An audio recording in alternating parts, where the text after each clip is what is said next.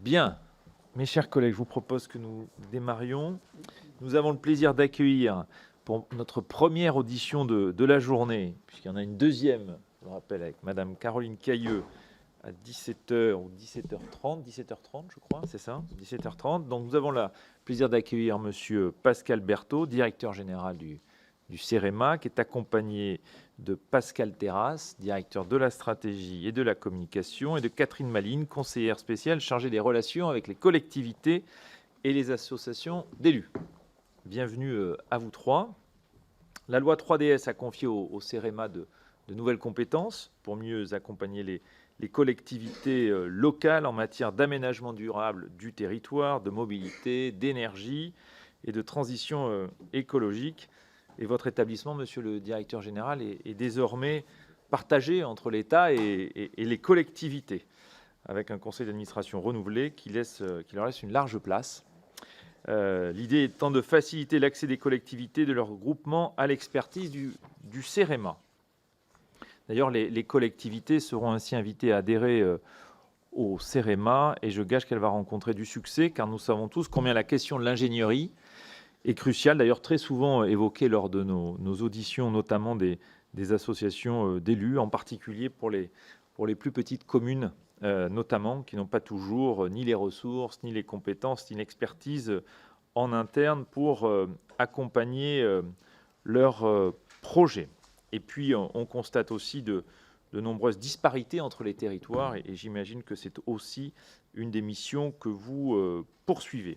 Donc nous serons ravis, monsieur le directeur général, de vous entendre justement sur cette nouvelle offre de service à destination des collectivités territoriales. Et cette audition, elle tombe, je dirais, bien dans la mesure aussi où nous voyons dans les différentes auditions à quel point la question de la transition écologique, la transition énergétique, la rénovation du parc public sollicite beaucoup les collectivités territoriales qui nécessitent d'être accompagnées. Et nous examinerons dans le cadre du budget 2023, notamment la création d'un fonds vert pour accompagner les collectivités dans leur transition énergétique et pour lesquelles j'imagine que le CEREMA, avec d'autres, pourront accompagner ces nouveaux projets. Voilà, monsieur le directeur général, je vous laisse la parole pour un propos liminaire. Monsieur le Président, merci.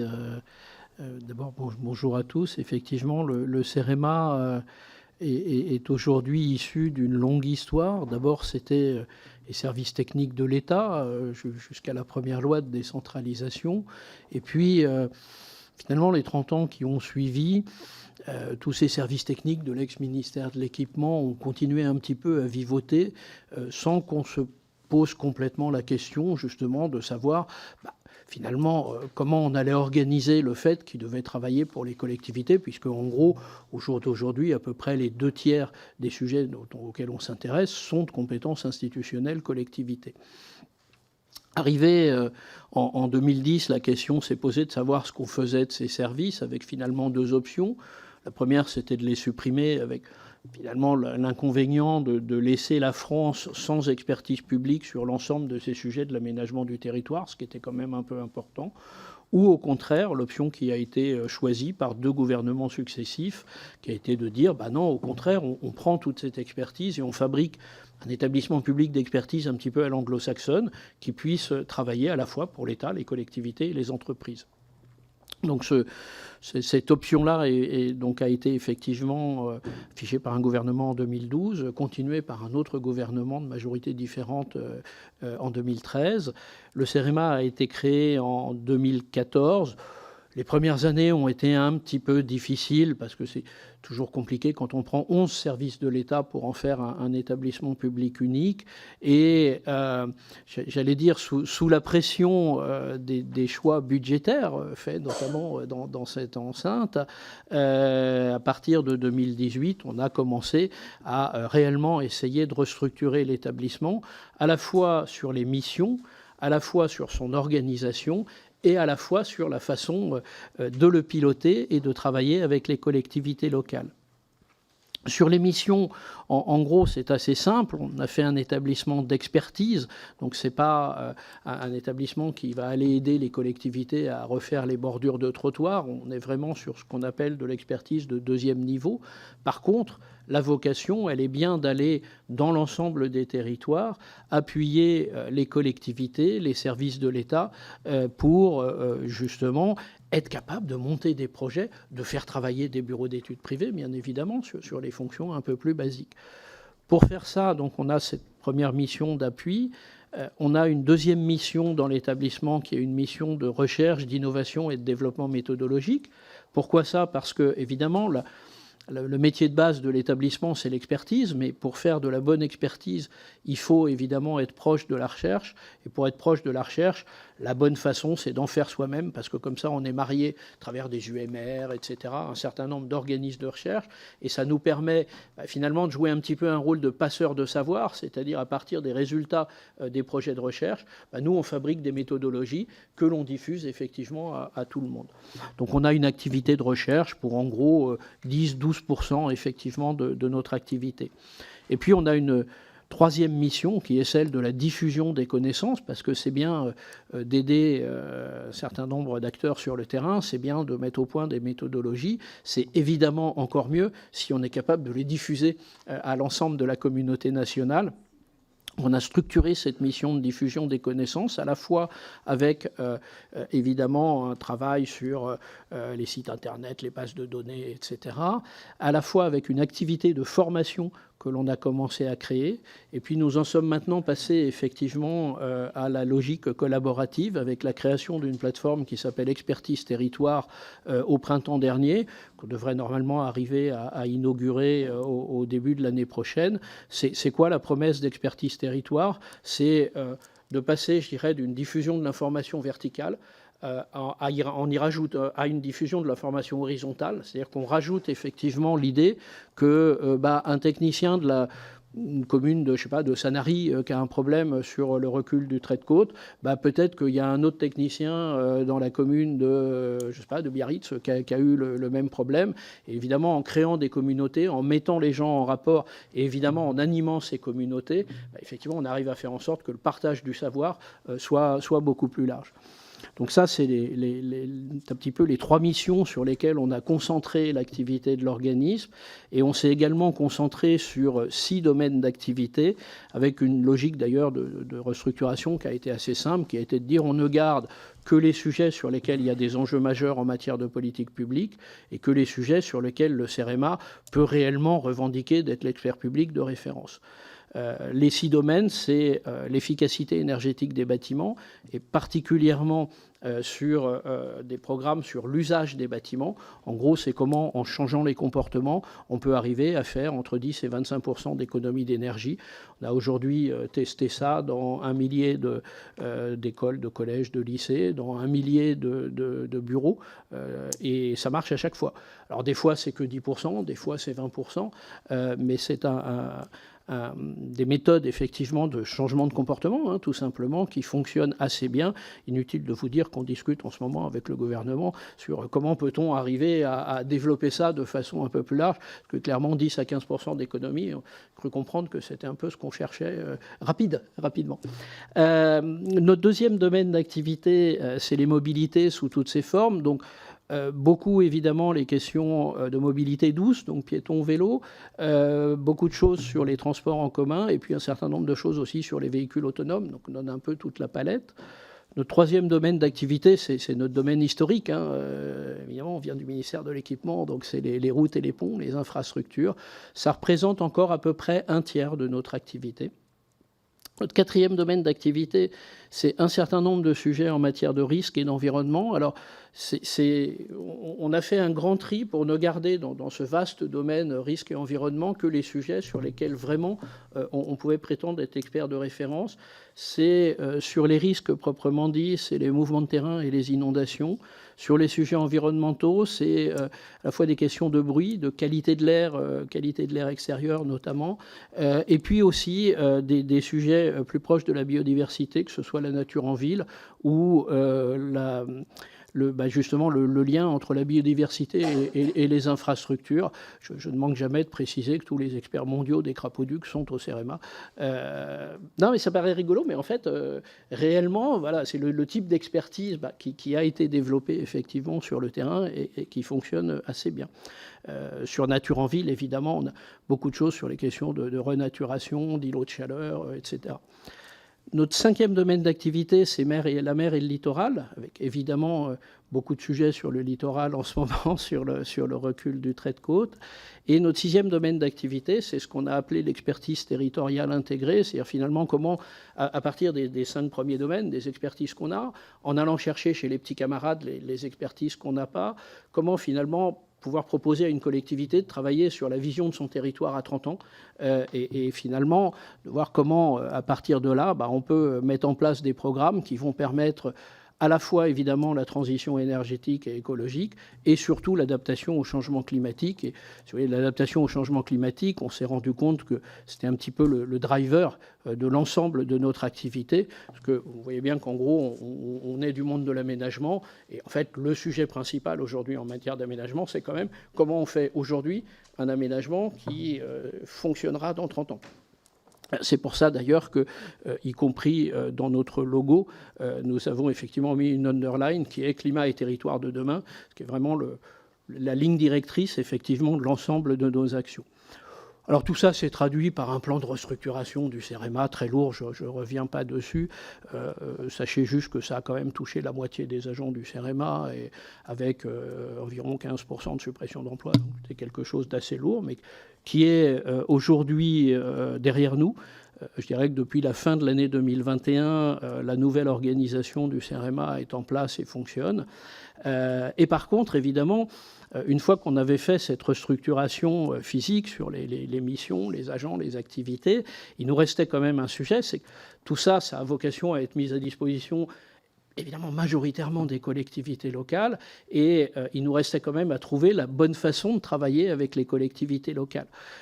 C'est ce que la loi 3DS est venue régler, que vous avez cité, Monsieur le Président. On a beaucoup travaillé sur ce sujet-là avec les parlementaires, et finalement comment on peut trouver la façon intelligente de faire pour que finalement ce rôle de conseil que le CEREMA fait au profit de l'État, il puisse le faire dans les mêmes conditions, très simplement au profit des collectivités.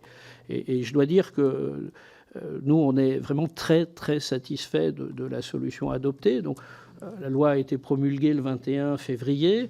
Le décret est sorti le 16 juin, je crois. Donc, des délais tout à fait corrects. On a d'ailleurs très bien travaillé avec les services de l'État sur le sujet. Et donc, nous sommes en train de mettre en œuvre. Alors, simplement pour rappel, le mécanique, elle est assez simple. C'est-à-dire que le CEREMA reste un établissement public de l'État. Simplement, les collectivités peuvent adhérer au CEREMA, comme elles adhèrent à leur SPL locale, à leur agence départementale. À partir de là, il y a évidemment un collège des collectivités qui élit des membres dans la gouvernance du CEREMA, dans le conseil d'administration, dans le conseil stratégique, et surtout, évidemment, et c'est la clé de voûte, si j'ose dire, du système, c'est que le collège des collectivités a dans la gouvernance de l'organisme le même poids que le collège de l'État, par un système de délibération à majorité qualifiée, c'est-à-dire que les délibérations importantes doivent être à la fois votées par l'ensemble du conseil, mais aussi doivent recueillir la majorité du collège des collectivités. Ce système-là permet de garantir effectivement que les collectivités sont vraiment impliquées très fortement dans la gouvernance de l'établissement, et c'est important parce que toutes les évolutions stratégiques, les sujets à choisir sur lesquels il faut qu'on mette des moyens, ça nous paraissait complètement essentiel de ne pas en discuter avec le seul État. Et puis ça a un deuxième effet, c'est que en réalité, comme d'ailleurs pour une SPL ou une agence départementale, quand une collectivité adhère au CEREMA, après, elle peut lui demander de faire des choses pour elle dans les conditions du in-house, ce qui évidemment simplifie énormément les choses. Donc nous avons voté les conditions d'adhésion lors de notre conseil d'administration la semaine dernière, jeudi dernier, avec un choix d'ailleurs du conseil qui a été de faire des conditions d'adhésion à des niveaux de cotisation très faibles. En l'occurrence, c'est pour les collectivités du bloc communal 5 centimes par habitant avec un plancher de 500 € un plafond de 2 000 € par an. C'est 2 500 € pour un département et 5 000 pour une région. Donc on est sur des montants qui sont symboliques. Pas complètement quand même pour les communes rurales, et j'imagine qu'on en parlera. C'est vrai que notre cible, elle est quand même beaucoup plus les régions, les départements, les intercommunalités ou les communes d'une certaine taille, pour une raison très simple, c'est que pour que l'action du CEREMA soit efficace, il faut que la collectivité ait quand même un minimum de services techniques. C'est-à-dire qu'un expert, il faut qu'il puisse quand même parler à un technicien. Et ça, on l'a vu avec les collectivités de petite taille dans le programme Pont, j'imagine qu'on en parlera. C'est évidemment compliqué, ce qui d'ailleurs pose la question, effectivement, sur comment arriver à travailler avec ces communes-là. Voilà, je vais peut-être m'arrêter là. Merci, monsieur le directeur général. Juste peut-être, avant de laisser la parole à mes élus, à mes collègues, je suis en train en même temps de lire mes notes. Ça nous va bien. Ouais. D'être tes élus, ça nous va. Non, ma question c'était comment ça se passe justement avec les associations d'élus dans ce travail un peu d'appropriation par les collectivités territoriales de cette nouvelle donne, hein. Vous l'avez dit, les conditions d'adhésion, cette nouvelle offre de services. Peut-être nous éclairer un peu sur ce travail avec les associations d'élus, puis après je vous propose de laisser la parole à mes collègues. Alors en fait, les associations d'élus, dans la gouvernance ancienne du CEREMA, encore actuelle, puisque le Conseil d'État nous a laissé 1 an pour mettre en place le nouveau dispositif, en fait, les collectivités étaient représentées au sein du Conseil par les associations d'élus, avec un représentant de Ville-de-France, un représentant de l'AMF, de l'ADF, de Région de France.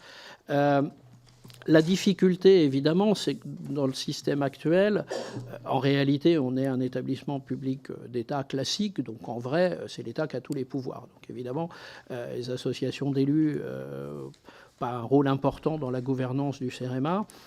Pour autant, elles connaissaient le CEREMA et ça nous a permis de pas mal discuter.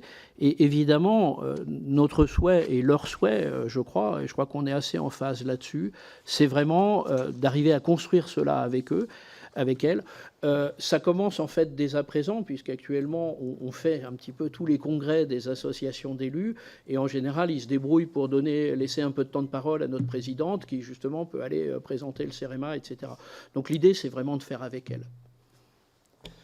Merci. David Valence. Oui, bonjour et merci à vous de cette présentation. Alors, en fait, quand on a une collectivité et qu'on cherche de l'ingénierie, en général, on commence par regarder à l'échelle départementale. On va chercher l'agence technique départementale, le CAUE de son département. Si on veut quelque chose d'un peu plus général, on va voir les agences d'urbanisme qui ne sont pas très loin. Et même les communautés de communes qui commencent à avoir 30-40 000 habitants ont ces réflexes et sont souvent entrés maintenant dans les conseils d'administration des agences d'urbanisme. Et dans les deux cas, cette sollicitation, elle se fait souvent parce que l'expertise, elle représente un tiers de confiance qui est adossé à quelque chose qu'on visualise très bien. Les ATD, le CAUE, c'est le département. Et donc, les élus, spontanément, se tournent vers elles parce qu'ils ont confiance dans le département. Les agences d'urbanisme, c'est la grande métropole qui est à côté, avec laquelle on a des bonnes relations. Et donc, on a confiance en elle, et donc, on va chercher l'agence d'urbanisme. Et le CEREMA, dans ce dispositif-là, c'est l'État. Et donc, il va falloir trouver quelque chose pour devenir le tiers de confiance.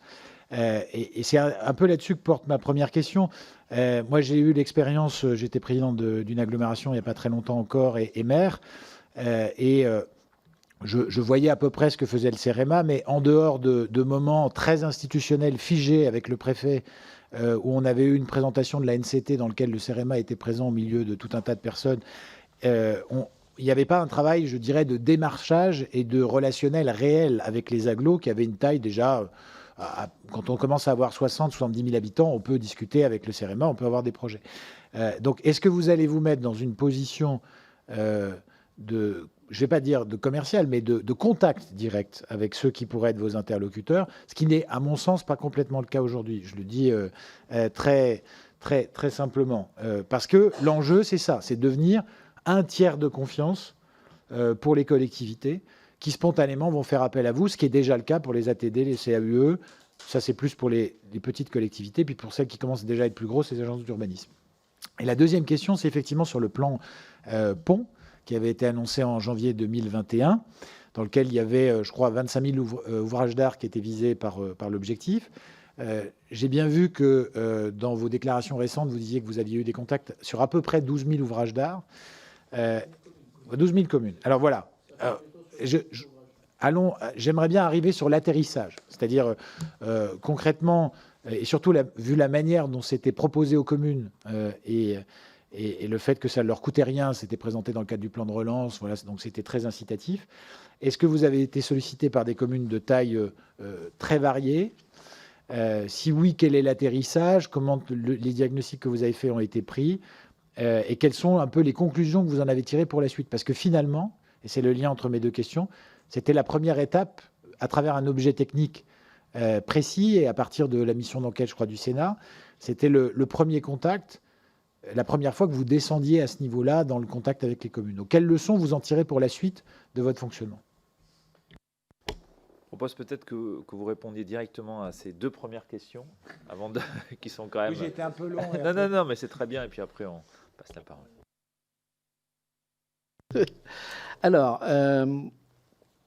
moi, je partage complètement en fait votre diagnostic, à la fois sur le fait que il existe déjà au niveau local un certain nombre d'organismes techniques, vous avez cité agences départementales, agences d'urbanisme, etc., et que l'enjeu, c'est bien de se mettre dans cette position de tiers de confiance. Nous, ce qu'on vise, c'est effectivement d'arriver à avoir cette position de tiers de confiance vraiment en deuxième niveau, intervenir quand c'est plus compliqué, quand ça nécessite de faire venir des experts un peu d'ailleurs, etc. C'est vraiment cette idée-là. Et ça, je vous rejoins complètement sur le fait que ça ne se décrète pas.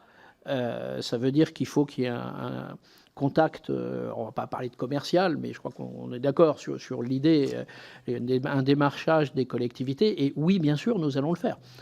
Oui, bien sûr, c'est complètement le mandat que je donne à mes directeurs territoriaux. Alors, au passage, j'en profite pour dire que le CEREMA, c'est aujourd'hui environ 2500 personnes réparties en métropole sur 23 sites. Il n'y a personne à Paris. Non, mais c'est important. On a une délégation Île-de-France qui est en partie sur l'Est, en partie sur le Sud, et qui est vraiment là pour aller traiter les sujets sur le terrain. Et donc, effectivement, l'essentiel des gens aujourd'hui sont sur le terrain. Alors, c'est vrai que jusqu'à présent, on était un organisme d'État piloté par l'État. Pour tout vous dire, moi, quand je suis arrivé en 2018, l'activité du CEREMA, c'était à 100% pour les services de l'État. Voilà. Pardon, je vous interromps, je vous livre un témoignage. En tant que président d'agglomération et étant plutôt, je crois, dans une démarche de projet, j'ai appris l'existence d'un bureau du CEMA à Metz, je crois. Ouais. Mais alors, je pense que ça faisait 5 ans ou 6 ans que j'étais élu déjà, quand j'ai entendu parler de cela. Donc, c'est assez significatif, bien si sûr. Vous voulez. Bien sûr. Si vous voulez, encore une fois, CEREMA en 2018, 100% de l'activité pour l'administration. Et c'était même théorisé. Et alors, pour aller jusqu'au bout, ça a été justement dans toute cette restructuration un des postulats de base dès mon recrutement et dès même avant mon recrutement. C'est-à-dire que moi, très clairement, la ministre à l'époque m'a recruté pour ça, pour ouvrir vers les collectivités. Donc c'est un choix. Et ce n'était pas du tout la situation. Donc, ça veut dire évidemment que, vous imaginez bien que sur nos directeurs d'agence, il y a tout un travail d'acculturation. On va commencer déjà d'ailleurs par aller voir l'ensemble des collectivités pour adhérer. Donc voilà, c'est un vrai changement. Bon, ceci dit, il est déjà quand même pas mal enclenché, au moins dans les têtes, et il va falloir que ça avance. Sur le programme Pont, oui, juste un point pour finir sur le premier point. Enfin, je crois que cette posture de tiers de confiance, je vous remercie vraiment de l'avoir cité parce que c'est vraiment ce qu'il faut qu'on arrive à faire. Je veux dire, le CEREMA n'a de sens que si, à un moment, c'est l'expert qu'on peut appeler, en qui on a confiance, parce qu'il est indépendant, parce que, etc. Alors, sur le programme Pont, effectivement, ça part d'une idée assez générale qui était de se dire aujourd'hui, la durée de vie d'un pont sans travaux lourds, c'est entre 50 et 100 ans. Et vous avez plus de la moitié des ponts en France qui ont entre 50 et 100 ans. Et donc, on a un tout petit sujet de travaux lourds. Donc, effectivement, dans le cadre du plan de relance, on a pu lancer un programme entièrement financé par l'État pour les, entre guillemets, pardonnez-moi l'expression, petites communes, c'est-à-dire les communes ex-ATESAT. Il y en a 28 000. Nos estimations, c'est qu'il y en a 18 000 qui avaient des ouvrages d'art.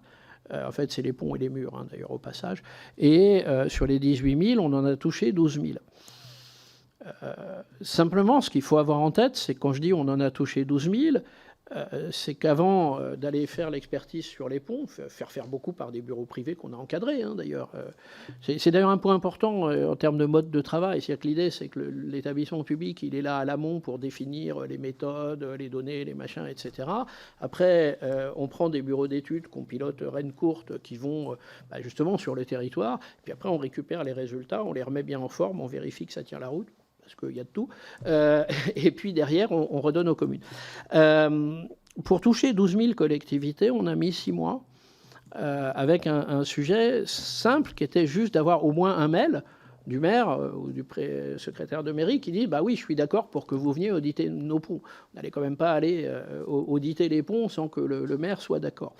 D'ailleurs, il y en a quelques-uns qui nous ont répondu qu'ils n'étaient pas d'accord, avec un argument qui était de dire « oui, mais je préfère ne pas savoir ». Alors, ceci dit, on a... Non, mais on a d'ailleurs, on pourra vous passer, un argumentaire juridique. Du coup, on a quand même fait bosser des juristes sur le sujet, qui d'ailleurs démontre assez bien que ne pas savoir, c'est pire que savoir. Pourquoi ? Parce qu'en réalité, et on le voit bien sur les résultats partiels qu'on a aujourd'hui, on est sorti sur environ 40 000 ouvrages. En gros, vous en avez 8 à 10% qui sont vraiment en mauvais état, et à tel point que ça nécessite de prendre des mesures immédiates. Limitation du tonnage ou fermeture de l'ouvrage dans un certain nombre des cas. Et au total, vous en avez à peu près 25% qui nécessitent des travaux. C'est à peu près les chiffres auxquels on s'attendait quand on voit ce qu'on fait sur le réseau de l'État ou sur le réseau des collectivités. Donc ce programme, il va se terminer effectivement à la fin de l'année, début 2023 en réalité.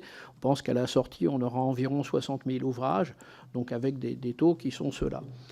Alors évidemment, la question, c'est la suite avec deux volets.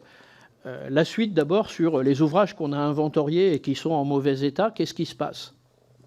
Là, on a commencé à travailler pas mal avec avec les ministères dans la configuration antérieure et le ministère dans la configuration actuelle, sur l'idée d'une part de pouvoir flécher des crédits, des CIL, des terres, etc. sur ces sujets-là, et avec les collectivités sur l'idée de dire, oui, effectivement, notamment sur les 8% en question, faut lancer des travaux assez rapides. On voit qu'un certain nombre de maires s'en saisissent. Le pari qu'on a fait sur ce programme, c'est de se dire qu'aujourd'hui, quand le toit de l'école fuit, en général, pendant les mois d'été, le maire, il se débrouille pour trouver des sous au conseil général, à la région, à je ne sais pas où, parce que sinon, il a les parents d'élèves sur le dos à la rentrée et ça ne se passe pas très bien. Ce qu'on se dit, c'est qu'en ayant révélé, typiquement, le pont, on est obligé de le fermer, effectivement, et on voit que c'est ce qui commence à se passer, le maire, il se bouge, il va chercher des crédits, on l'aide, et voilà. Donc, on est sur cet aspect-là. Il y a évidemment toujours la question globale, c'est y a-t-il assez de déciles ou de déterres, mais ça, vous connaissez ce sujet-là beaucoup, infiniment mieux que nous. Mais voilà, si vous voulez, les tuyaux financiers, ils existent, les enveloppes, elles existent, elles sont globalisées.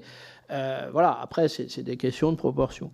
Et puis, on a quand même un deuxième sujet qui est à la fois les 6 000 qu'on n'a pas réussi à toucher, qui n'ont pas répondu, et puis au-delà de ça, je dirais les ouvrages d'art des tranches de communes qui sont un petit peu au-dessus, qui du coup ne sont pas rentrés dans le programme. Et il y en a quand même un certain nombre qui nous ont sollicité sur ce sujet-là, sur lequel on peut imaginer effectivement que dans un programme Pont 2, il y ait sûrement des choses à faire.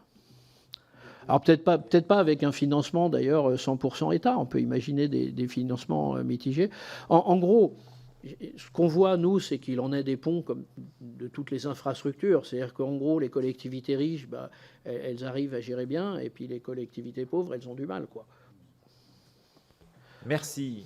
Avant de passer la parole à Edwige Diaz, juste nous rappeler la répartition de votre activité entre ce que vous faites pour le compte de l'État et ce que vous faites pour les collectivités territoriales. Juste l'ordre de grandeur. Alors, l'ordre de grandeur, je vais vous le donner en termes budgétaires. On a une dotation d'État qui fait en gros 180 millions d'euros. On a une activité propre qui fait monter à 250 millions d'euros. Donc là-dedans, il y a évidemment des financements de collectivités, il y a des financements d'entreprises, il y a aussi des financements d'État sur programmes propres. Et puis, quand on rajoute les programmes comme le programme Pont ou comme des programmes qu'on a lancés sur le Sentier du Littoral, sur les ports et les bases nautiques récemment, où là, le CEREMA, non seulement évidemment intervient pour faire des études, des expertises, mais également en financeur évidemment des collectivités, ça fait monter le budget à 288 millions d'euros pour 2022. Merci. Edwige Diaz. Monsieur le directeur, au titre du CEREMA, vous avez, entre autres, pour mission d'accompagner les collectivités locales dans la transition énergétique.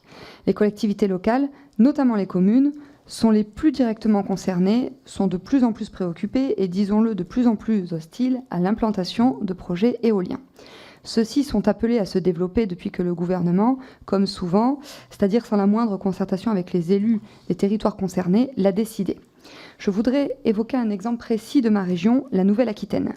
En Charente-Maritime, au large de l'île d'Oléron, un gigantesque projet de parc éolien marin doit prochainement s'établir. Les élus ont déjà engagé un recours devant le juge administratif et tout comme eux, j'ai contacté la ministre Pannier-Runacher pour lui faire part de mon opposition à ce projet. Ces élus sont suivis dans leur démarche par les pêcheurs, les ostréiculteurs et les professionnels du tourisme de la région, dont l'activité risque d'être très gravement impactée par le projet. Sur terre ou sur mer, nos concitoyens sont, si j'ose dire, vent debout contre le projet. Une éolienne offshore coûte au bas mot 18 millions d'euros. Actuellement, les investissements projetés en matière de parc éolien marin atteignent 40 milliards d'euros pour produire seulement 2% de notre électricité. Ma question est la suivante. Monsieur le directeur, est-ce qu'il est dans vos prérogatives d'alerter le gouvernement sur le fait que les collectivités territoriales ne veulent plus de ces projets ni rentables ni écologiques? Je vous remercie. Marie-Agnès. Je ne sais pas comment faire parce qu'en fait, on n'a pas le droit de répondre à nos collègues. Parce que tous les élus ne sont pas comme ça, Madame Diaz. Moi, j'étais maire jusqu'à il y a quelques semaines d'une ville qui va obtenir l'un des premiers parcs éoliens offshore. Et chez nous, à l'unanimité, les élus ont été d'accord. Et à l'époque, notamment de l'implantation, l'ensemble des marins également. Donc voilà, il ne faut pas généraliser systématiquement les positions.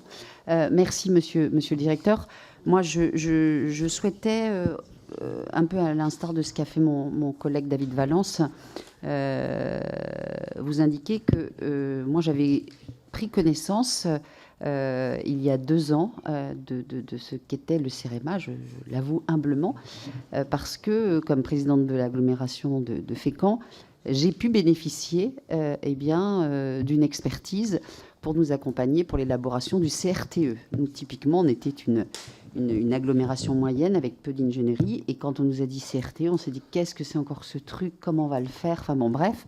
Et nous avons pu obtenir un accompagnement qui a été extrêmement utile et qui nous a permis en effet de répondre aux attentes de la préfecture. Mais quand je vous dis ça, ça veut dire que si nous n'avions pas eu la bienveillance de notre sous-préfète qui nous a dit que ce dispositif existait, jamais j'en avais entendu parler. Donc l'alerte, elle est là, elle est comment est-ce qu'on fait pour faire connaître ce que vous êtes capable de faire, de produire, parce qu'en effet, je peux en attester, moi j'aime bien la preuve par l'exemple, qu'en effet, ça peut être très utile, notamment pour les territoires qui ont de faibles moyens, puisque quand on disait tout à l'heure, on le voit bien, des territoires qui sont riches n'ont pas de problème, ils peuvent embaucher des ingénieurs, des équipes, des cabinets d'études, etc. Pour les territoires qui sont beaucoup plus fragiles, eh bien, il y a vraiment besoin de cette expertise. Et quand vous parliez des communes qui, en effet, n'avaient pas les moyens de regarder les situations de leurs ponts, c'est juste glaçant. Donc voilà, comment concrètement, parce que le dialogue avec les élus, il est important, mais comment concrètement vous pouvez mieux vous faire connaître? Et puis derrière, jusqu'où vous allez? Vous avez dit au départ, nous sommes là pour apporter de l'expertise, mais vous êtes passé très rapidement sur concrètement comment ça se passait auprès des collectivités. Donc j'aimerais en savoir un petit peu plus, s'il vous plaît. Merci, monsieur le directeur général. Alors, plusieurs points. D'abord, sur les questions purement énergétiques, évidemment, le CEREMA a une partie de l'expertise qui est celle notamment justement des questions d'aménagement, de la façon dont ça s'insère dans les territoires, mais nous ne sommes pas à proprement parler le spécialiste des questions énergétiques, c'est nos amis de l'ADEME avec qui d'ailleurs on essaye de travailler le plus possible ensemble, en synergie, etc. Mais voilà, par contre, il est vrai que sur ces questions justement d'insertion dans l'environnement, de la façon dont ça se passe, nous avons effectivement des équipes à la fois sur l'éolien terrestre et notamment sur l'éolien en mer. Parce qu'on a une équipe dédiée notamment qui appuie la DGEC sur le sujet et effectivement un certain nombre d'équipes en région qui appuient. Moi, je dirais par rapport à ça, on peut avoir des débats dans tous les sens sur l'opportunité, la non-opportunité des projets. Nous, ce qu'on essaye de faire, c'est d'apporter à tout le monde un peu tous les éléments objectifs, d'objectiviser les choses, d'expertiser et d'être capable, effectivement, à un moment, d'avoir un dossier technique qui soit le même pour tout le monde, parce que souvent, dans ce cas-là, vous avez soit des collectivités, l'État, les gens se battent entre eux par experts interposés. Nous, ce qu'on pense, c'est qu'effectivement, notre métier là-dedans, c'est d'apporter le dossier de façon à ce que tout soit dedans. Est-ce qu'à un moment, après, il y a des débats politiques qui sont très légitimes, mais ils ne se font pas par techniciens interposés. Ça, je dirais, c'est vrai sur l'éolien en mer, mais c'est vrai, c'est un petit peu notre ambition, si j'ose dire, sur l'ensemble des sujets, c'est celle-là, c'est finalement de fournir au pouvoir politique, au pluriel, hein, au pouvoir politique, une expertise, une vision complète des sujets et qui permettent derrière d'avoir, au sens vraiment noble du terme, un débat politique qui soit un vrai débat politique et pas d'espèce de... Voilà. Donc c'est vrai que sur l'éolien en mer, c'est ce qu'on essaye de faire. Après, moi, je ne rentrerai absolument pas, évidemment, dans le débat de l'opportunité. Sur les CRTE, en fait, on a deux actions. Il y a à la fois celle-là, et puis il y a celle justement d'essayer d'aider les collectivités à justement faire émerger des projets en matière de transition écologique. Alors moi, à titre personnel, j'ai été le premier coordinateur national des contrats de transition écologique au moment où on a lancé les choses en 2017. Et je dois dire que j'ai été très frappé de voir que dans tous les territoires, quand on allait, y compris des territoires où, a priori, vous regardez, ouais, bof, pas vraiment de projet, etc. Quand vous allez travailler avec les élus, hein, évidemment, eh bien, on se rend compte qu'effectivement, des projets, il y en a. Il y a des gens qui ont des idées, il y a des gens qui ont des envies. Et c'est, bien sûr, alors, premier travail, déjà, c'est de faire émerger, évidemment, ces projets. Et c'est ce qu'on essaye, évidemment, de beaucoup faire dans l'ensemble des appuis qu'on peut faire. Alors, c'est sur les CRTE, sur Petites Villes de demain, sur, comment ça s'appelle Action Cœur de Ville, voilà. Donc, c'est cette idée, d'abord, de travailler, de faire émerger des projets. Alors après, jusqu'où on va effectivement, l'idée, bien évidemment, c'est de continuer à accompagner les collectivités qui le souhaitent, avec, comme j'ai exposé dès le départ, avec cette idée de dire on n'est pas là pour se substituer, évidemment, au bureau d'études privées. Donc on est plutôt sur du pré-AMO, de l'AMO un peu global, hein, de l'AMO un peu global, plus que sur de l'AMO ou de la maîtrise d'œuvre de projet. Alors évidemment, il y a la question du financement, vous avez complètement raison. C'est un des sujets sur lesquels on travaille en ce moment, justement, sur l'évolution du CEREMA. On a aujourd'hui peu de compétences sur, justement, comment faire des montages financiers un peu sioux, parce qu'en réalité, nous, notre sentiment, alors vous allez sans doute pas être d'accord avec moi, mais notre sentiment, il est que plutôt aujourd'hui, des sources de financement, il y en a beaucoup, et que quelque part, de l'argent, il y en a. Après, c'est très compliqué d'aller le chercher parce qu'on ne connaît pas tout, etc. Et donc, ça fait partie, dans l'évolution du CEREMA, probablement des sujets sur lesquels il faut que nous, on se muscle pour avoir vraiment des équipes qui soient capables, justement, d'aider à aller chercher l'argent là où il est.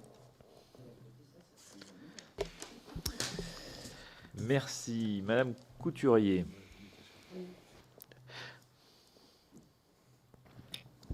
Bonjour, monsieur le directeur général.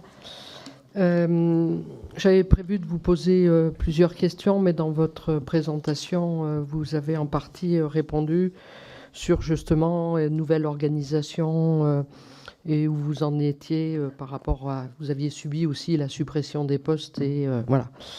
Je voulais alors tout à l'heure, vous avez un petit peu donné quelques éléments sur la question de la représentativité au sein du conseil d'administration. Et je n'ai pas très bien compris votre explication sur, a priori, un équilibre. Mais alors peut-être qu'il y a eu une évolution.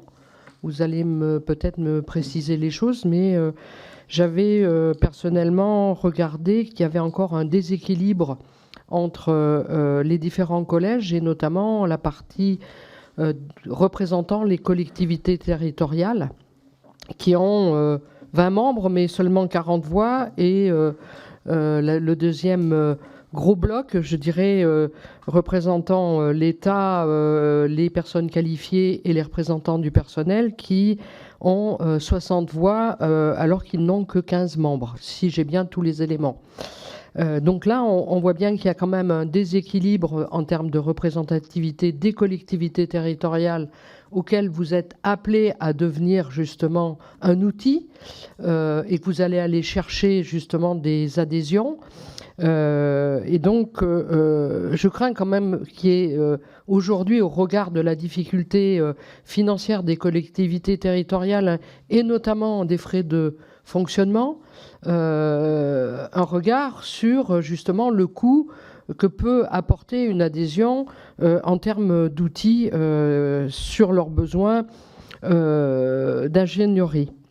Et plus particulièrement, je pense aux petites collectivités. Alors, excusez-moi, c'est vrai que je ne l'ai pas précisé.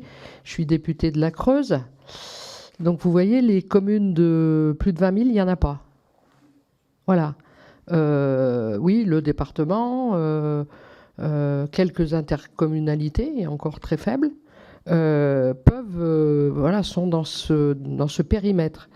Et c'est pourtant ces collectivités en milieu rural qui ont parfois le plus besoin d'accompagnement. Et vous l'avez dit, ils n'ont pas forcément les personnels compétents pour justement les aider et notamment les aider dans la recherche de financement, parce que ça devient aujourd'hui de plus en plus compliqué.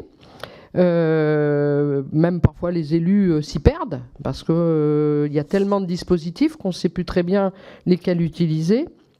Et donc aujourd'hui, pouvez-vous m'apporter quelques précisions sur justement cette question de la répartition au niveau du conseil d'administration et où en êtes-vous? Est-ce que vous avez des chiffres sur justement le nombre de communes aujourd'hui qui sont susceptibles d'adhérer et sans que ça devienne de la mise en concurrence avec d'autres outils tels que le CAUE? Parce que voilà, dans une période où chacun doit faire des efforts dans ses dépenses de fonctionnement, vous comprenez que parfois c'est un peu compliqué. Merci. Merci. Monsieur Roux. Merci. Merci aussi d'être présent cet après-midi, monsieur le directeur général.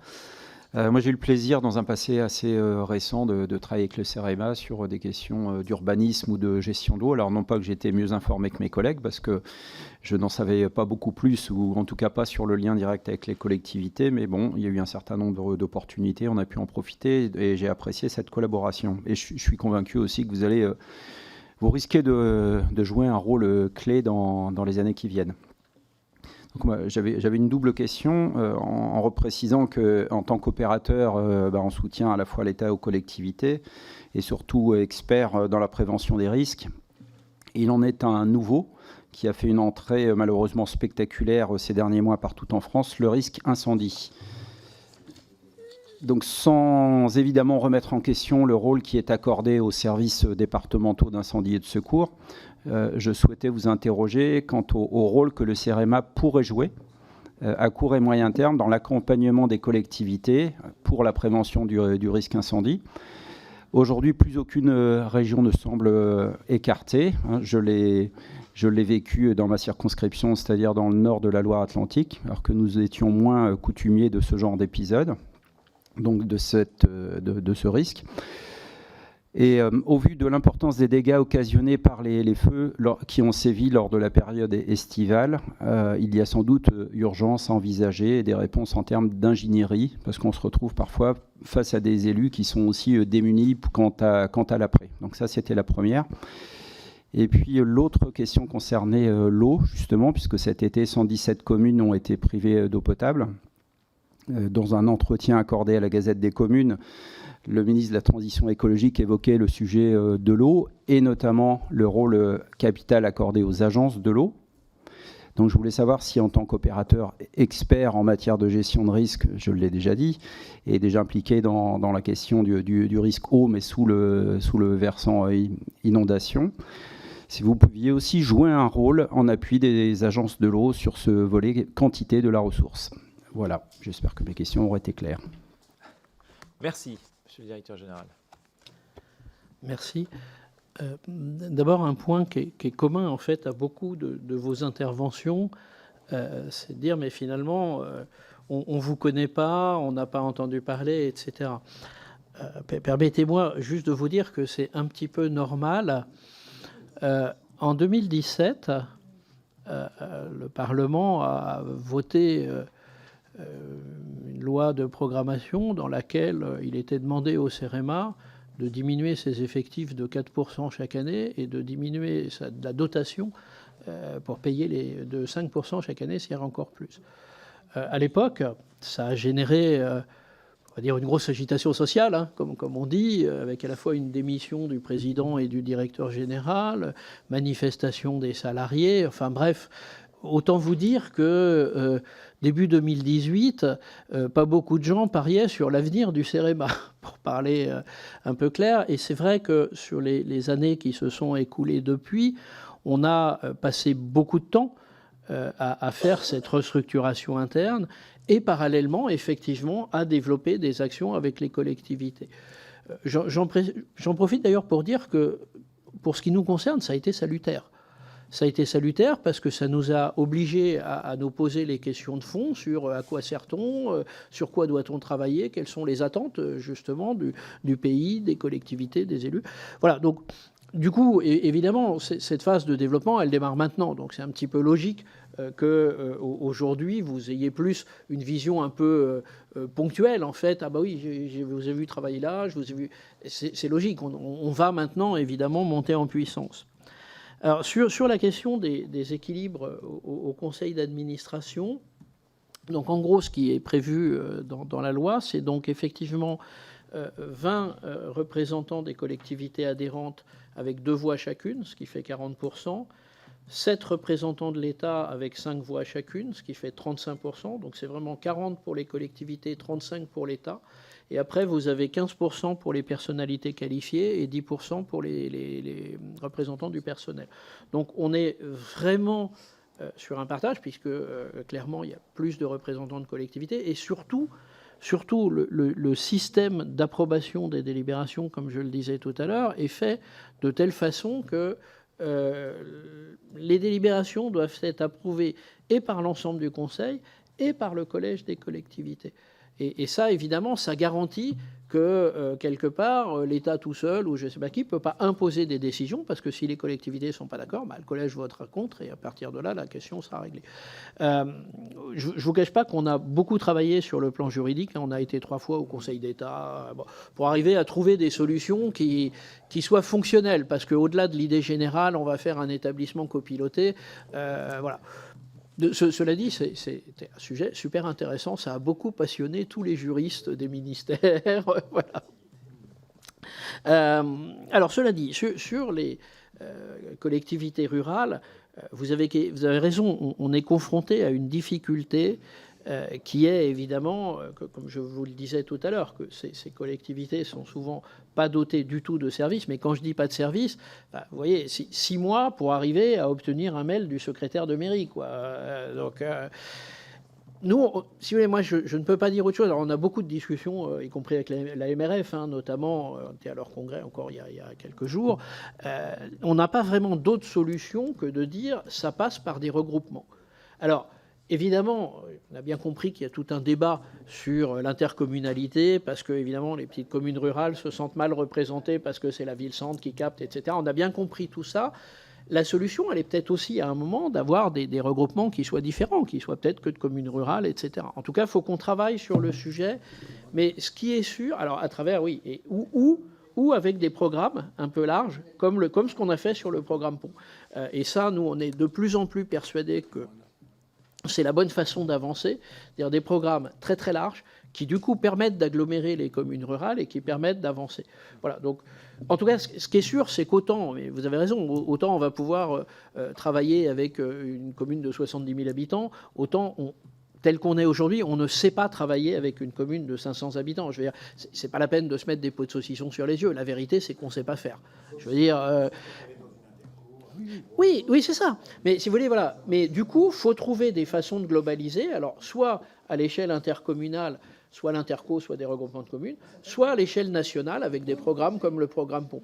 Mais voilà, en tout cas, soyez certains qu'on est complètement conscient du sujet et que ça fait partie effectivement vraiment de nos lignes directrices sur comment on arrive effectivement à gérer cette question-là. Sur la question du risque incendie. Alors, on n'est aujourd'hui pas compétent sur ces sujets-là. Je ne sais pas s'il faudra qu'on développe des compétences ou pas. Alors, c'est tout l'intérêt du changement de gouvernance aussi. C'est que la présence des collectivités dans la gouvernance du CEREMA se permet de dire, tiens, moi je dirais quand même une chose assez générale, et je reviendrai sur les questions d'eau après, ça me parle assez largement personnellement. En réalité, depuis une trentaine d'années, on a plutôt...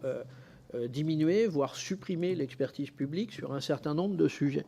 Je veux dire, sur le risque incendie, il y avait une trentaine d'années, beaucoup de gens dans tout le réseau du ministère de l'Agriculture, au CEMAGREF, etc. Il y avait un vrai corpus de spécialistes du sujet. Tout ça s'est étiolé. Il reste plus grand-chose. Et évidemment, on dit, ah bah zut, on n'a plus d'experts. Bah oui. Sur l'eau, c'est un petit peu pareil. Aujourd'hui, il y a 2 ou 3 ans, il n'y avait plus dans le réseau de l'État, des agences de l'eau, etc., il n'y avait plus personne qui soit un tant soit peu expert sur la question des réseaux d'eau. À tel point d'ailleurs que quand il y a un gros problème en Guadeloupe, l'État cherche, tiens, je vais envoyer des experts. Ah, j'en ai pas.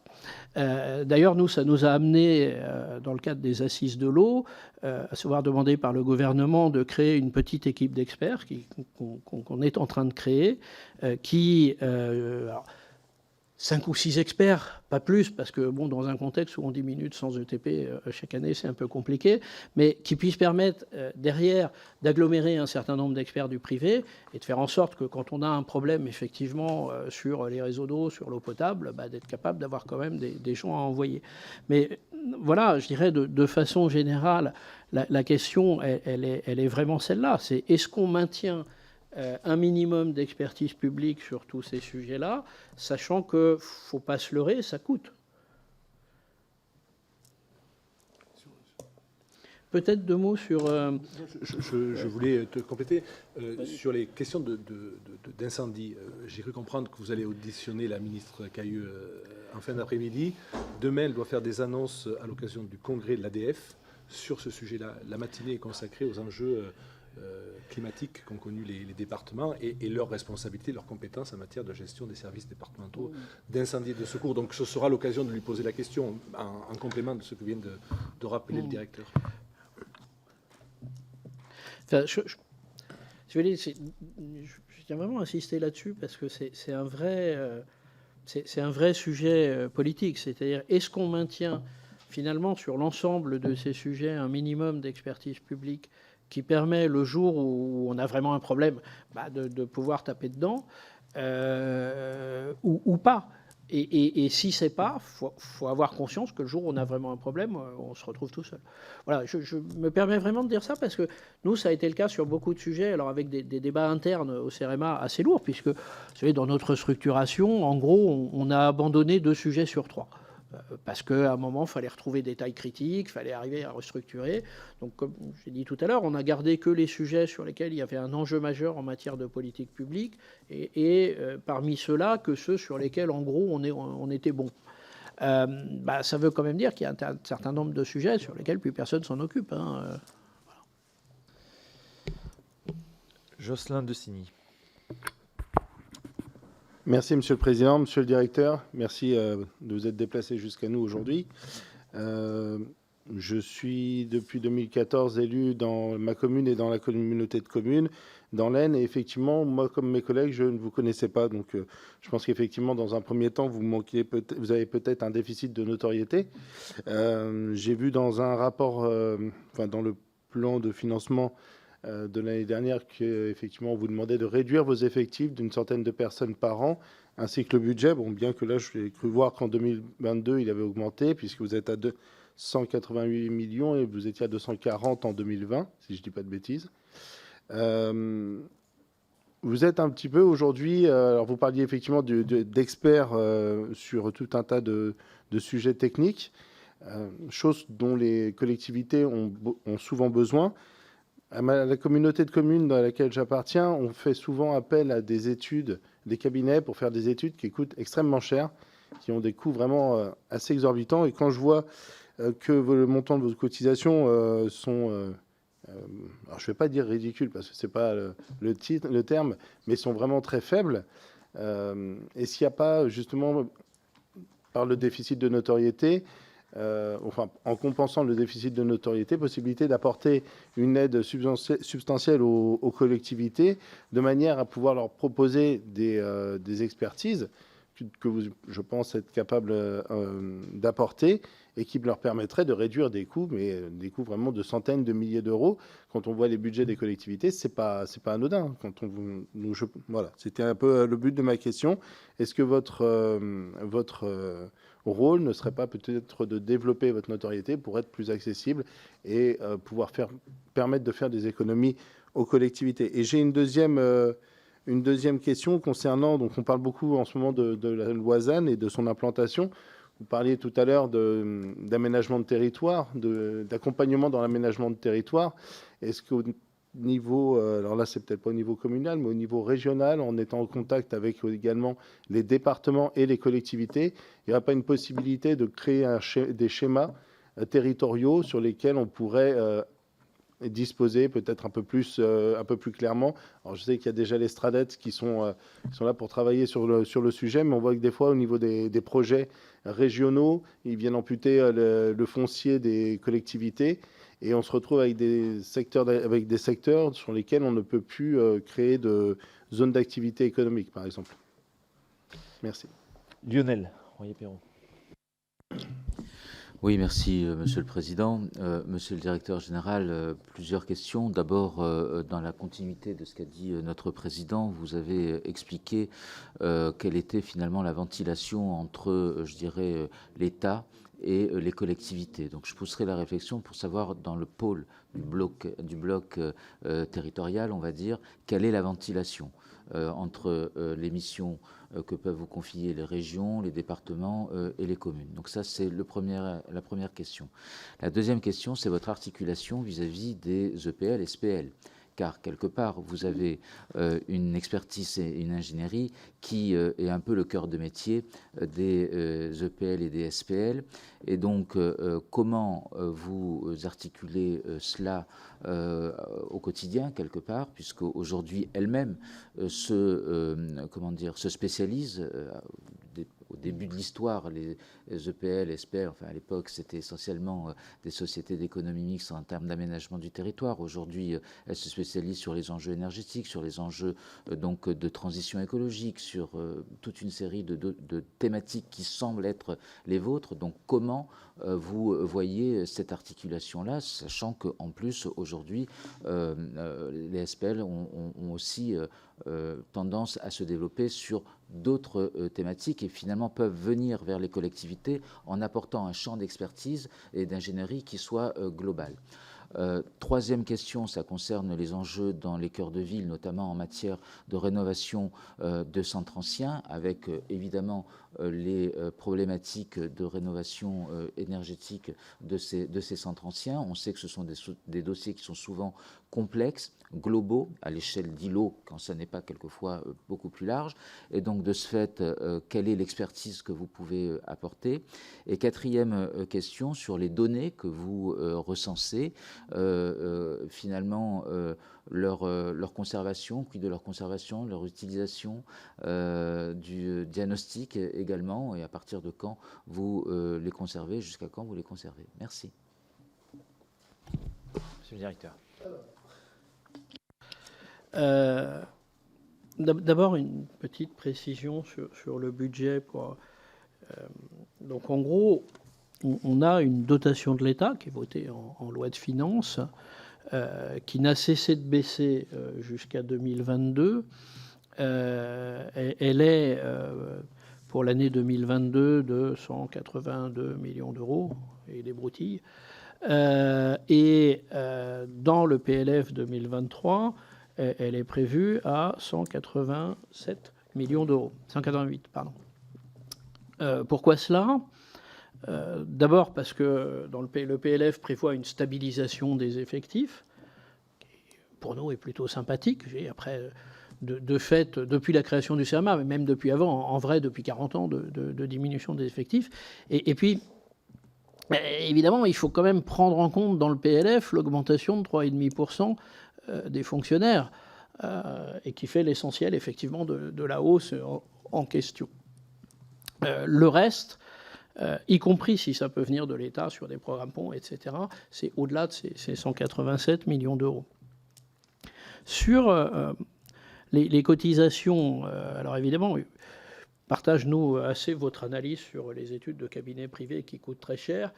Bon, après, en échange de la cotisation, on ne va pas faire toutes les études. C'est-à-dire que derrière, il y a une cotisation qui permet d'avoir un certain nombre de services.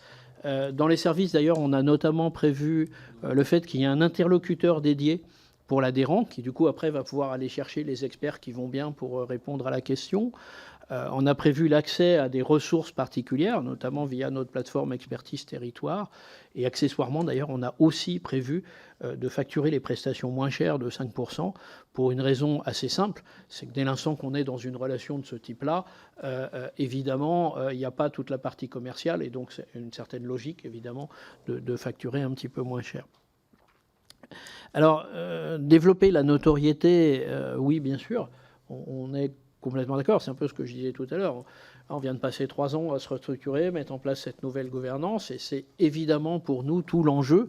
Pour tout vous dire, passe mon temps en ce moment à aller dans les congrès d'associations d'élus, etc. Nos collaborateurs sur le terrain, nos 23 directeurs territoriaux, chefs d'agence, ont vraiment pour mission, dans les mois qui viennent, d'aller voir les collectivités pour justement, évidemment, développer cette notoriété. Juste un point sur les schémas peut-être avant, non, juste sur la ventilation État-collectivité. En gros, sur ce qui reste, il y a à peu près 3 tiers, au-delà des 187 millions. Il y a un tiers qui est vraiment des prestations pour les collectivités, avec un gros volet département pour les départements, on s'entend, un petit volet pour les régions et un volet plus important pour les intercos et les communes. Il y a à peu près un tiers pour les entreprises. On a une activité assez forte, à la fois de recherche en partenariat industriel, à la fois une activité de laboratoire, parce que souvent, là aussi, les gens viennent nous chercher parce qu'ils sont sûrs d'avoir quelqu'un d'indépendant. Et puis le troisième tiers, c'est effectivement ce qui peut nous venir de l'État, mais sur des projets dédiés. Je parlais du programme POMP, mais il y a un certain nombre d'autres projets de ce type-là. Clairement, évidemment, notre projet, c'est de faire augmenter le tiers collectivité, même si, en réalité, ce qu'on pense, c'est que aujourd'hui et demain, y compris sur ce qu'on fait sur la dotation, c'est très largement au profit des collectivités. Je prends un exemple, on fait pas mal de développement méthodologique, de guides méthodologiques sur les questions de la mobilité. La mobilité, c'est 100% compétence collectivité. Et ça, typiquement, on le fait en le finançant sur la dotation d'État, et c'est très bien comme ça. Il y a un certain nombre de rapports, alors avant nos changements de statut, etc., il y a un certain nombre de rapports d'inspection qui ont été diligentés sur le CEREMA. Ils sont tous arrivés à peu près à la conclusion qu'au jour d'aujourd'hui, en gros, ce qu'on fait, c'est à peu près 20% pour les collectivités au total, quand on met à la fois ce qu'on fait en direct pour les collectivités et ce qu'on fait financer sur la dotation. Notre objectif, c'est d'ici 5 ou 6 ans, évidemment, de faire passer, alors en fait, c'est plutôt 21-22% à, en gros, 30%. Alors, si je viens maintenant, effectivement, sur les questions on va dire, d'aménagement du territoire, des schémas divers, etc. Moi, c'est presque plus un avis personnel d'ancien patron d'un établissement d'aménagement, en l'occurrence Marne-la-Vallée. On peut faire des schémas dans tous les sens. En vérité, quand vous cherchez à attirer un industriel, par exemple, en fait, ce qu'il faut, c'est surtout avoir des terrains qui sont prêts et disponibles. C'est d'ailleurs quelque chose sur lequel on réfléchit, y compris d'ailleurs avec BPI France, sur aujourd'hui, par exemple, si vous avez une très grande entreprise qui vient, qui a besoin de 300 hectares, je ne suis pas sûr que la France sache lui proposer. Donc ça fait partie de questions comme ça sur lesquelles il faut probablement beaucoup travailler en amont. C'est évidemment vrai à une échelle inférieure et à l'échelle locale. La vraie question pour nous, elle est celle-là. C'est-à-dire comment on fait pour que réellement il y ait des terrains qui soient prêts. Alors ça renvoie évidemment aux questions du ZAN, aux questions du retraitement des friches urbaines, mais nous, en tout cas, vraiment d'expérience, c'est pas tellement avec des schémas qu'on arrive à régler ça, c'est beaucoup, effectivement, localement, à l'échelle, effectivement, d'une commune, d'une interco, de se retrousser les manches et de faire en sorte qu'il y ait des terrains qui soient prêts à aménager, quoi. Parce que l'industriel, quand il vient, il a le choix entre X pays, X sites, et c'est quand même un critère assez majeur. Sur les centres anciens, on travaille pas mal avec effectivement une démarche qui s'appelle le CREBA, qui a été initiée justement sur les questions de réhabilitation patrimoniale des bâtiments.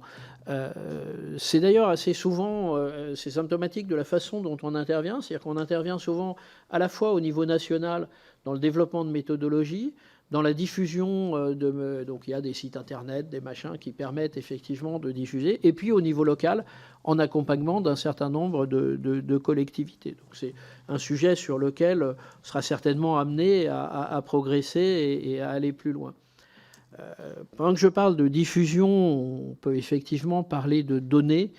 C'est un sujet sur lequel on commence à travailler parce que ce dont on se rend compte, c'est que finalement, l'ouverture des données publiques, à travers la loi Le Maire, a à la fois bien fonctionné en ce sens que Maintenant, tout le monde ouvre ses données.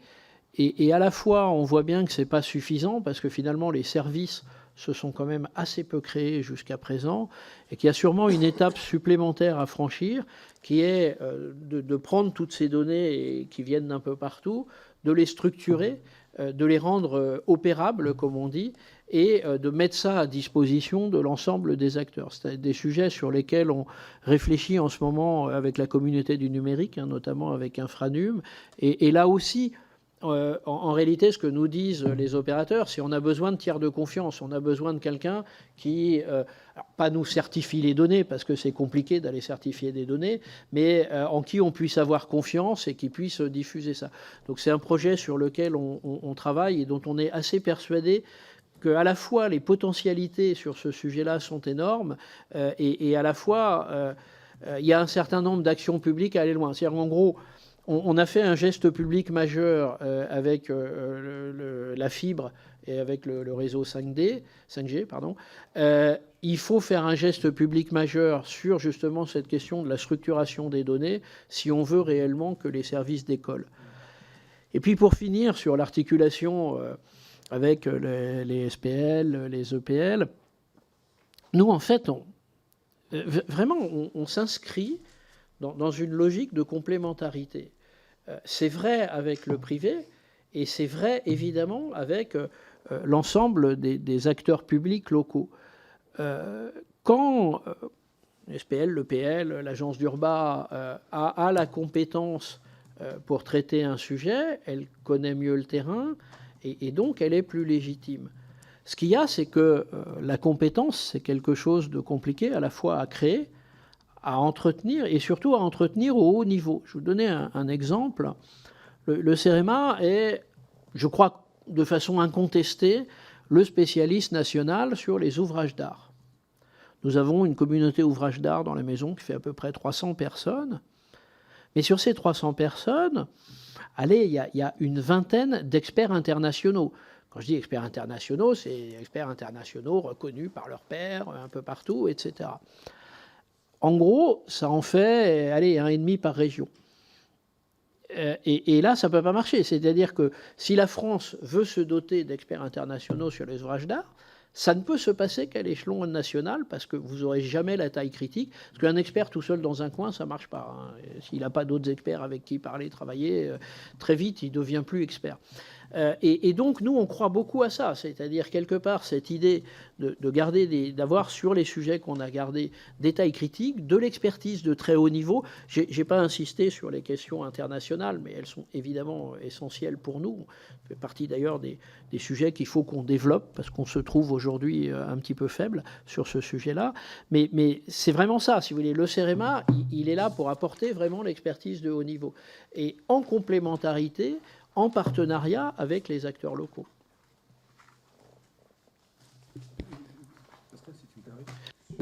Oui, sur le ZAN notamment, parce que c'est un sujet aujourd'hui qui anime beaucoup les débats politiques, le CEREMA vient de produire en lien avec l'association des intercommunalités de France, enfin Intercommunauté de France précisément, un guide qui a vocation à répondre à ces problématiques-là. On l'a fait en commun, et notamment la question du foncier économique apparaît très clairement. Alors après, ce n'est pas au CEREMA à prendre les initiatives ou à prendre les décisions qui s'imposeront demain. J'ai cru comprendre que le ministre Béchu lui-même était très interrogatif quant à la mise en place telle qu'elle avait été initialement prévue du ZAN. Faut voir. Le CEREMA, en tout cas, est là pour accompagner, évidemment, les collectivités territoriales. Et si vous le voulez bien, on peut vous envoyer cette étude qui est quand même pas inintéressante. On vous la fera passer. Peut-être pour compléter, parce que c'est vrai pour le ZAN comme pour le recul du trait de côte. En fait, ce que le CEREMA sait bien faire, c'est finalement, de définir des méthodologies, de faire travailler des experts, etc. Et puis d'aller aider la collectivité, les services de l'État, si c'est l'État, à les implémenter, à les traduire localement. Ça, c'est le problème du truc européen, c'est qu'on finit par... voilà. Donc, à les traduire localement. Et ça passe évidemment par aller travailler physiquement sur un certain nombre de territoires. Et puis souvent, ce qui se passe, c'est que petit à petit, les bureaux d'études privées s'approprient les méthodologies, commencent eux-mêmes à proposer aux collectivités d'aller les développer. Et en général, à ce moment-là, nous, quand l'offre privée a pris en compte la méthodologie, l'applique, nous, on se retire, puis on va développer autre chose, faire le pas suivant. Voilà, donc c'est vrai qu'on est par construction beaucoup sur ces sujets nouveaux, compliqués, sur lesquels, évidemment, les solutions ne sont pas évidentes. Mais globalement, quand même, ce qu'on peut constater, c'est qu'à chaque fois qu'on commence à travailler sur une vingtaine, une trentaine de collectivités, en retour d'expérience, on arrive à faire évoluer et les méthodologies et finalement arriver à trouver des méthodologies qui marchent.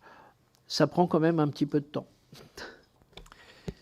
Merci beaucoup, monsieur le directeur général, pour toutes ces explications et puis finalement la description du virage stratégique que vous avez engagé, qui est quand même majeur, y compris dans l'offre de service, j'imagine aussi dans la culture interne du CEREMA.